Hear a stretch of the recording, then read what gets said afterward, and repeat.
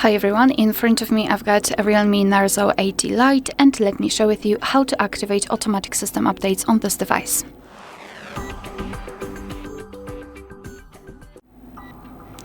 So let's begin with opening the settings, and here we have to scroll down to the very bottom to find the option About Phone.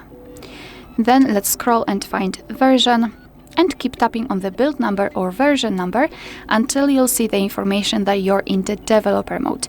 If you've got any kind of screen lock, your device will ask you to enter it to confirm the whole step. And now we can go back to the general list of the settings and tap on System and Update. Then let's open developer options, and here all we have to do is to scroll down just a little bit to find the option automatic system updates.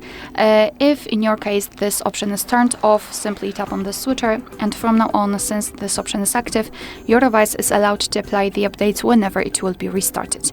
Of course, you can turn this option off just by tapping on the switcher again. Alright, so that will be all. Thank you so much for watching. Please hit the subscribe button and leave the thumbs up.